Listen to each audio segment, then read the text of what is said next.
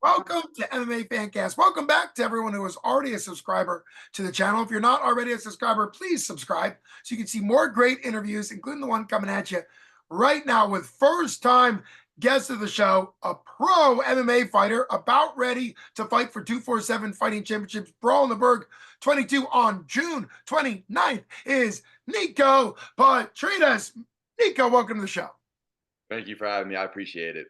It's really great to have you on the show. Let's jump in a little bit. Right before we started recording, we realized that we've actually bumped into each other because you, at the last 247 Fighting Championship card, you cornered a Pittsburgh known fighter, Pittsburgh legend, who had a great win against a previously undefeated pro, and that was you were in the corner of Branko Busick. So let's first talk about your background with him and kind of how that connects to your MMA journey.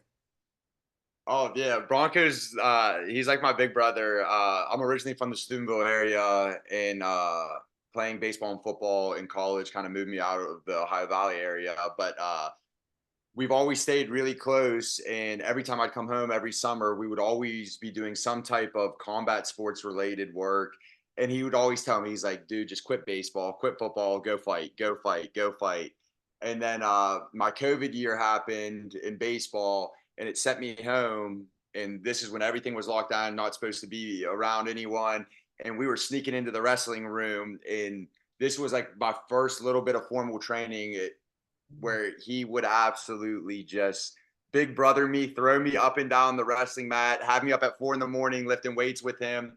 And then from that, I kind of knew going back down to my senior year playing baseball that this is the life that I was going to pursue and go after as soon as my college career was done. Wow, that really is a great connection to Bronco. What college did you play baseball and football at, and kind of what was your overall takeaway from playing college ball? So out of high school, I went to Ohio Dominican University to play football up in Columbus, Ohio. Playing football, it was just being from the Ohio Valley. It was like I felt like I was it was football or nothing. So that's kind of really where I had a lot of my focus. And then I had an injury in my ankle, which it kind of made me rethink things and made me realize how much I miss baseball. And I haven't played baseball going into that time for about 3 years. And I was like, if anyone can do it, it's me. Let me get back into it. So I reached out to a coach down in Florida, and they were kind of really iffy. It was at Keiser University down in West Palm Beach. And the dude was just like, I don't know. I said, I'll be on a flight tomorrow. Let me work out in front of you. I'm not asking for a scholarship. I'm not asking for anything. I'm just asking for a chance. And my head coach, Coach Fordyce, was just like, after meeting me, he was like, we want to offer you a scholarship. And after that, I just kind of took the opportunity and ran with it, and then continued my baseball career until I graduated. Well, that's great. Shout out to your perseverance and persistence to get that. That's something like that could be in a movie, but also great for the coach giving you a scholarship and kind of buying in to the story of you coming back to baseball. Also cool that you were able to, make it through the COVID time and still get your COVID year afterwards. What a way to finish out in baseball. What was your position in baseball? I actually got recruited as an outfielder, and then they moved me to first base. And then my senior year, my Seahawk team, we made it to the World Series, ended up losing, but I won the Gold Glove out of the conference down there, and it was kind of, I rode off into the sunset, and it was all she wrote. Beautiful. You got a Golden Glove as a first baseman. Yes, sir. Wow, digging out all those balls in the dirt, huh? Wow. Yeah, Because you typically think of Golden Glove as the hot corner, like shortstop, maybe third base. If you know the greatest baseball team of all times, the Fighting Phillies, back in the 90s, they had Scott Rollins, and he had, not to be confused with Jimmy Rollins, Scott Rollins was at third base, and he had, I don't know, 3 or 4 Golden Gloves on the third base side. So very, very impressive to get a Golden Glove as a first baseman. Now we're going to ask what could be a dumb question, but I'm famous for dumb questions. And that is, what aspect of baseball, whether it be the eye hair coordination, the bat speed, the hand speed, the biomechanics of swinging a bat from your feet, having to ground yourself, or even defensively, as far as being able to dig and stretch, what aspect of your hitting or fielding in baseball has translated the best to the MMA world? I would definitely say my hand speed, but my hand-eye coordination. Yeah. I'm able when I stepped into my gym down here in Durham, I was able to pick up and start seeing things and my ability to adapt on the fly. Because in a baseball game, you get 3 at bats, you have to be able to adapt every at bat to know what's going on. I was able to pick up things a little bit faster and see things and slow things down with my mind and understand it. But I was also able to do it kind of with my spin on it. Like I had a little bit of a twist because some things was just a little bit funky with how long I am. So I was able to like find out what worked for me in baseball and then apply it to MMA in the same context. It makes perfect sense. I think once you have an eye for biomechanics, for understanding, like baseball is a big deal. I used to, of all things, I coached triple jump, long jump, and high jump before coaching MMA. And even though they're very different, once you got an eye for split second adjustments, I don't know if anybody's ever watched high jump. The whole thing lasts like a split second in the air. There's the run up, jump, same thing, a little bit longer for triple jump because there's 3 phases, but long jump is still like half a second from when they take off. So I think like baseball obviously is less than half a second from the release to the hit. So I think once your eyes understand like having to pick up little things, then any sport, the same could be said. If somebody's a high level Muay Thai fighter or jiu-jitsu fighter, they could go into a different sport and still excel because their mind's used to picking things up. So really great stuff.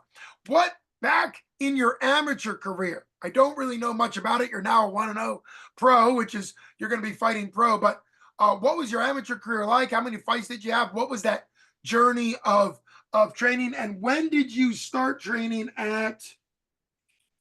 I wrote it down. Elevate MMA Academy. What took you to them, and what has that journey been like? Uh, Man, it was a roller coaster in the amateur career. When I stepped in, I believe in 2021, and I was only training for 5 months. And I walked into Elevate, and it was kind of the way they walked in as a new person. You were only limited to a certain amount of classes, being a beginner, because they didn't want to throw you into the fire. And they kind of understood before I kind of even told them any background of what Branko used to do to me or my training. They were like, "You're athletic enough and you understand everything. You're open up to all the classes." And then I started going every day, and I told them I want to fight. And after that, I think I've recorded 7 amateur fights in 2 years. I was fighting. I fought for 2 titles. I had probably 12 fights booked, but just falling out in that. And it was funny because I told my coach I'd fight every weekend if I could. I just love it. I love the scrap. I just think everyone has a purpose on the earth, and this is my purpose. So he bought into me, and he saw that I was putting the time in on the mats and putting the time on outside of the mats. He invested in me, and I invested back into him, and we just booked as many fights as we could, and we took all the tough fights as an amateur. We never dodged a fight. We never ducked a fight, whether it was a Division 1 All-American wrestler or it was a striker from a big striking gym down here. We took every tough fight, and I went toe to toe with them, and it was a blast. Wow. And what took you from that's a great mindset to have. It's always great when you can find a connection with a coach that not only believes in you, but also has the skill set to develop. And I think also, and this is a shout out to all the coaches. I've been a coach at, obviously different, completely wildly different sports. And coaching is a sport in the sense that you can be a great athlete, a great whatever the athlete is, and not a great coach. Coaching is not just about knowing it, it's about being able to see what somebody has and how they can make better. Like you already mentioned, you're kind of a different stylistic fighter, long guy at 170, coming from a baseball background. I was just talking to an amateur fighter that coming from a soccer background. I loved coaching striking for soccer players because I felt like they really knew where their feet were and could really move their feet and stuff like that. So there's a lot of skill set from coaching. But what took you from Florida? You graduated from the university down there in Florida to Carolina, where you are now. And then let's start previewing your matchup versus Brogan, because obviously big pro matchup. You want to know him. I think he's had a couple pro fights. He fought for 247 back when he was an amateur, so I've seen him a little bit longer. Florida was amazing to me. I was able to, after baseball, train down there at some of the gyms. But man, family is such a huge thing to me. And it was tough being 16 and a half hours away. Like, you can't just hop in the car and drive that. And I got a dog, so like making sure he's taken care of and all that. So I have family here in North Carolina, and I was like, it's far enough away to where I can do my own thing, but I can hop in a car and just drive. I can leave at 5 a.m., be home by noon, and make sure my family's taken care of if anything were, God forbid, were to happen. Makes a lot of sense. And I personally think the Carolinas are really pretty. I'm in Pennsylvania. I'm a Pennsylvania boy, born and bred, but I think the Carolinas are kind of a perfect spot. So glad you're there. Now, here's what's cool. I was saying I had seen Brogan fight when he was an amateur. Didn't realize that he has racked up a 2-3 pro record, which means he's had a lot of pro fights. 5 pro fights when you're going into your second pro fight is a lot. What's interesting is your debut fight was against John, something like Chef John Leonka, who I've had on the show back when he was an amateur, transitioning in his late 30s into pro MMA. And hats off to him; he's just an incredible guy. So, talk about your upcoming fight. What's your mindset? What's your prediction if you're going to make one going up against Brogan? My mindset has completely changed from that Chef John fight to this fight. It's my time. I know where I'm at in the work ethic that I have, and my mindset is so strong. And I'm at a point where I can't sit around and think things are going to happen for me. I'm going out every single day. I'm getting up, doing the road work in the morning, doing 2-3 sessions in the gym, finding the strength and conditioning. I just believe, and in the most humble way possible, I'm just leveling up every single day, and I'm on a different level. And people are starting to realize that as I'm starting to grow a little bit, and I haven't even peaked yet. I'm still just it constantly nose down and in grind mode. And as prediction wise, it's not getting, the fight is not getting to decision. I out of 8 fights, 9 fights now, I think I've only went to decision twice. There's going to be blood, there's going to be violence, but it's going to be painted picture. It's going to be beautiful. It's going to be beautiful violence. It's just going to be a masterclass that I think is going to be very one-sided, and I'm looking forward to display my skill set from when I fought in February to now. Well, you certainly have one of the more colorful descriptions when I asked for a prediction. Beautiful violence is a great one. Masterclass is a great one. So obviously, I'm super pumped. This is an incredible matchup. You've been a blast to have it on the show. Always appreciate new guests coming on the show. Didn't realize you had as many connections. Branko's the man. Branko's not on Facebook. So I got him on one time for an interview. He's a hard man to get an interview with, but he's great. Sorry, looks like you were going to say something. Jump in there. No, trust me. I know. I'm his little brother, and I can barely get a hold of him. So don't.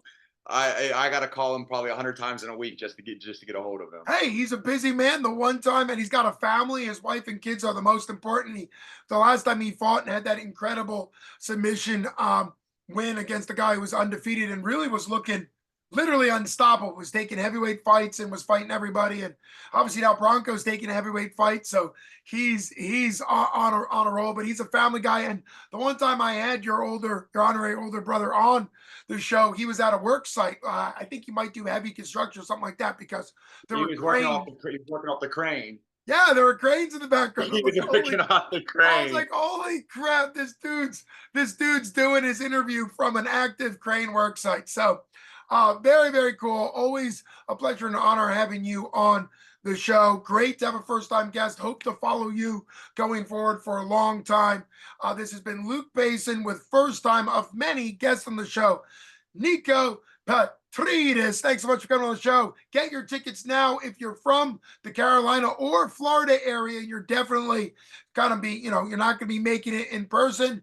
Download the 247 Live app now. It's fantastic. I don't know many regional promoters that have their own app, but download it. It can go on smart devices, smartphones, smart TVs, whatever. And then make sure when you buy the pay-per-view that you give Niko credit. That's going to help him out.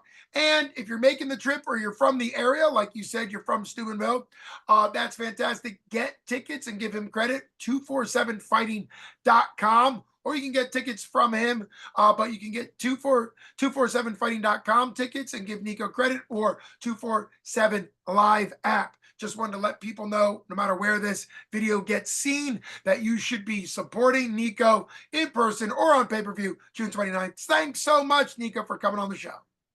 Appreciate it. Thank you for having me. Best skills to you.